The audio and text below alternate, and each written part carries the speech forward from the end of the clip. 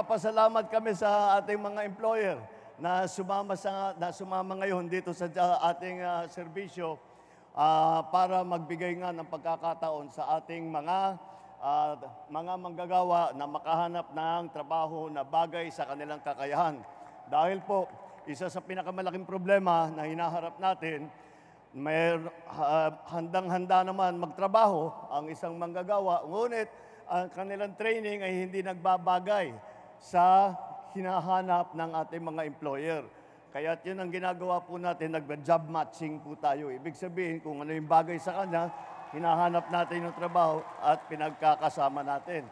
Mukhang dito yata sa Binyan, dito sa Laguna, pinaka-successful. Yung mga nakikita po natin dito sa mga serbisyo fair na ginagawa natin, ito po, congratulations dapat ang ating sabihin sa kanila dahil sila ay mag-graduate na. Ibig sabihin, gumanda na ang kanilang kalagayan na hindi na sila kailangan umasa pa sa AX. Kaya sila ay napaganda na nila ang kanilang pamumuhay. At ngunit hindi naman ibig sabihin na pababayaan na po namin kayo. Nandiyan pa rin kami at tutulungan po kayo namin sa mga ganun din, livelihood program at sa employment program, lahat po ng ganun. Yun ang gagawin po natin para sa ating mga IX graduate. Asahan din po ninyo na ang inyong pamahalaan ay walang ginawa kundi mag-isip, maghanap, magtrabaho upang mapaganda ang takbo ng pamahalaan para mapabilis, mapaganda at maparami ang serbisyo ng pamahalaan para sa inyo, para sa ating mga kababayan. Well, sa ngayon, we have 26 companies participating dito sa job fair na to na kinonduct natin in coordination with the Department of Labor and Employment. So, more or less, it's more than 500 position yan. Wala lang akong exact figure right now, but medyo marami-rami na vacant position.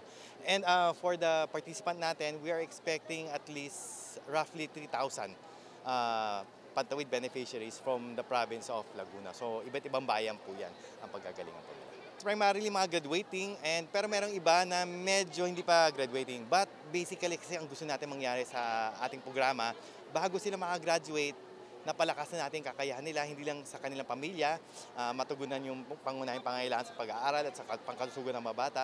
And at the same time, meron silang kahit paanong pinagkakakitaan na. Either livelihood or employment. So, this job fair, mahalaga po ito dahil ito yung means, opportunity para kahit paano makapaghanap sila ng trabaho at kaya nilang tumayo na sa sariling kanilang paa at hindi mag-slide back dun sa dati nilang kalagayan once they exited the program. And other than that kasi, gusto natin ma-maximize po nila lahat yung services na andito. Maaring hindi sila nag-apply pero kailangan nila ng NBI clearance, kailangan nila pwede na ma-apply para doon naman sa ibang kumpanya na hindi nakasama dito. Yung sa bagong Pilipinas, ang gusto kasi natin tulong-tulong.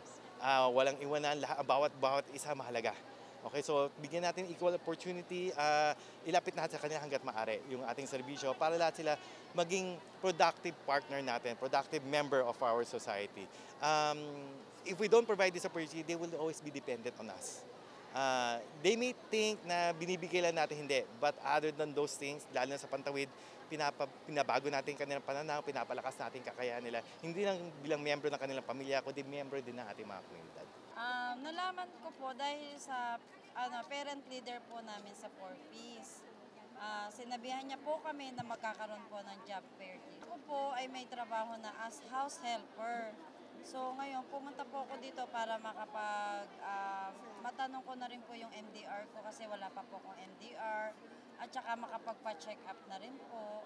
Tapos ini-encourage ko din po yung mga member ko na yung mga anak nila na 18 above, pwede mag-apply ng trabaho.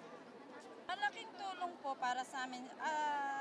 Kasi hindi na namin kailangan pumunta pa sa mag-commute para pumunta sa PhilHealth or magpa-medical, ganun. Kung ganito po yung gagawin dito sa atin sa Pilipinas, maganda po at maraming matutulungan. At saka magiging accessible din sa lahat na one stop hindi na kailangan pang pupunta dito, pupunta doon. Mas maganda po.